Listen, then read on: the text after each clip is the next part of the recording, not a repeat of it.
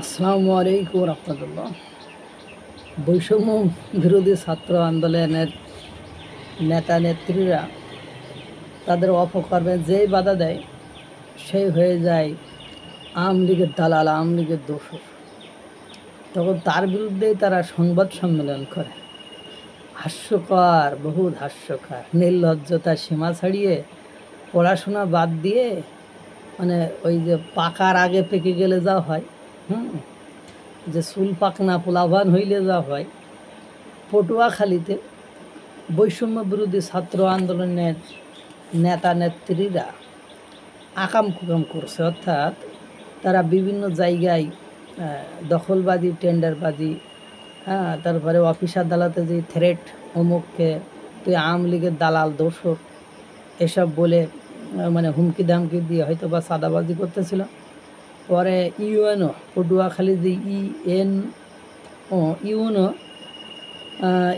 UNO উনি মানে ডেকে পাঠিয়েছে, যে উপজেলা ডেকে পাঠিয়ে তাদেরকে মনে হয় থ্রেট দিয়েছে যে তোমরা এই ধরনের কর্মকাণ্ড আর করতে পারবো না, তাহলে আইনে ব্যবস্থা নেওয়া হবে। পরবর্তীতে ওরা আবার কী করছে, সেই ইউএনওর বা অফিসের সামনে বসে ওরা আবার সংবাদ সম্মেলন করার চেষ্টা করেছে। পরবর্তীতে এই ইউএনওর আপনার ভালোই পপুলারিটি, সেখানে দেখলাম ওই মানে জেলা, ওই উপজেলার যত ইউনিয়ন পরিষদ আছে, সব ইউনিয়ন পরিষদের আনসার যারা আছে তারা, পুলিশ, তারপরে প্রায় 1-150 বৈষম্য বিরোধী অন্য পক্ষের ছাত্ররা তারা এসে এদেরকে থ্রেট দিয়েছে, মারধরের মতন পরিবেশ সৃষ্টি করেছে। এবং এরা আমি বৈষম্য বিরোধী ছাত্র আন্দোলনের নেত্রী, আমি বৈষম্য বিরোধী ছাত্র আন্দোলন করেছি, আমার জীবনের কোনো নিরাপত্তা নেই, আমি এখান থেকে বাড়ি যেতে পারবো কি না, আমার জীবনে মানে জীবনের নিরাপত্তা নিয়ে ব্যস্ত।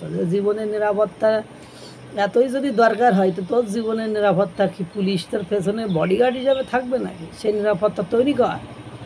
যেমন পলিটিশিয়ানরা তাদের নিরাপত্তা নিজেরাই তৈরি করে, তাদের পেছনে সাগরেদ থাকে, তাদের পেছনে লোকজন থাকে, তাদের তোমার শেল্টার দেওয়ার কেউ নেই। তুমি জুলাই আন্দোলনের সমন্বয়ক হয়েছো, তুমি সাদাবাজি, আকাম কুকাম, তোমার নেতারাই তো সে আকাম কুকাম করে কোটি কোটি টাকা লুচিপুটি খাচ্ছে। তুমি সেই সব করবা, আবার তুমি সেই যখন তোমাকে কোনো প্রশাসক বাধা দেবে তাকে তুমি আবার আওয়ামী লীগের দালাল দোসর বলবা, আর তোমাকে লোকে পূজা করবে না, সেই দিন শেষ। আল্লাহ তাআলা সকলকে ভালো রাখুক, সুস্থ রাখুক। আসসালামু আলাইকুম ওয়া রাহমাতুল্লাহ।